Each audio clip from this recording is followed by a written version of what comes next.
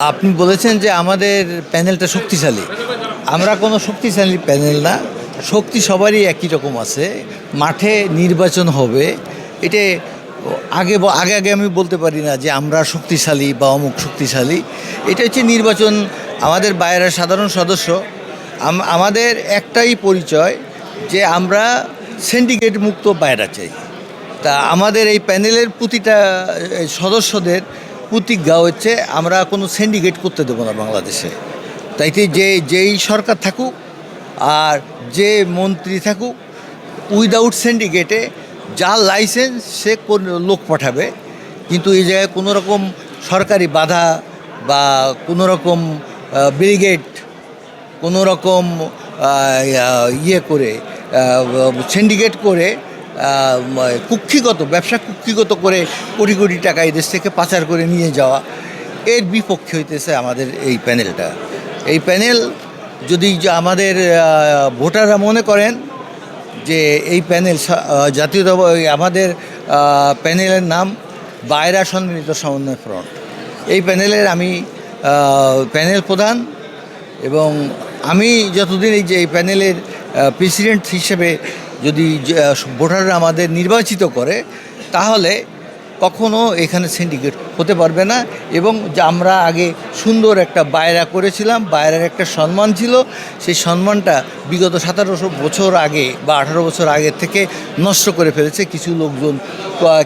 Syndicate ভুক্ত কিছু লোকজন আমাদের এই ব্যবসার ভিতরে ঢুকে নিজের স্বার্থ হাসিল করার জন্যে সমস্ত জনগণের মুখের গ্রাস কেড়ে খেয়েছে। সেই সমস্ত ঘৃণিত ব্যক্তিদের বিরুদ্ধে আমরা সোচ্চারভাবে ঘৃণা জানাই।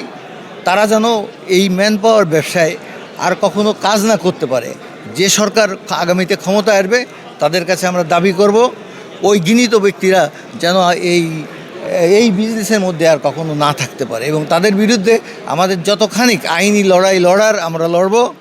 এবং আমাদের তরফ থেকে, এবং আমরা যদি সমস্ত বাইরে, আমাদের প্রায় 3000-এর মতো মেম্বার, এটি সিন্ডিকেট হয়তো 2, 4, 5, 10 জন বা 20 জন লোক উপকৃত হয়, অন্য কেউ উপকৃত হয় না। বরঞ্চ তারা আরও যারা, আপনারা জানেন যে 10-25 জন বা 100 জনের সিন্ডিকেট হয়েছিল, ওই 100 জনের মধ্যেই 5-10 জন বাদ দিয়ে ওরাও কিন্তু বড় ক্ষতিগ্রস্ত। ওদের জন্য আমার দুঃখ লাগে যে ওরা হয়তো তাদের আশ্বাসের পরিপ্রেক্ষিতে তারা ওইখানে গিয়েছিল যে আমরা অনেক টাকা লাভ করতে পারবো, কিন্তু তারা আরও জমি জমা বিক্রি করে টাকা দিয়ে এই সমস্ত লোকগুলো টাকাগুলো হুন্ডি করে মালয়েশিয়ায় নিয়ে যে ওই জায়গায় মালয়েশিয়া রাজা বাদশাদের কেনা হয় আমাদের টাকা দিয়ে। তা আমাদের মতো একটা গরিব কান্ট্রি, আমরা যেখানে শ্রমিক পাঠায় আমরা ফরেন কারেন্সি আর্ন করি, সেখানে আমাদের টাকা এইভাবে লুট করা হয়।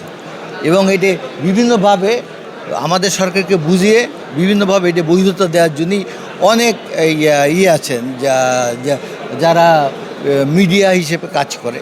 আমিও তাদের ধিক্কার জানাই, ঘৃণা জানাই। আমাকে অনেক সময় অনেকে বলেন যে সিন্ডিকেট না হলে লোক যাবে না। তা আমি দেখায় দিতে চাই, বাইরেই যদি আমাদের সকল সদস্য ভাইরা এই সম্মিলিত সমন্বয় ফ্রন্টকে পূর্ণ প্যানেলে ভোট দিয়ে আমাদের জয়যুক্ত করে, তাহলে আমরা তাদের দেখিয়ে দিব যে সিন্ডিকেট ছাড়া বাংলাদেশে লোক যায় কি না। এখন যে লোক যায় তার চেয়ে 3 গুণ লোক বেশি যাবে ইনশাআল্লাহ সিন্ডিকেট। Thank you.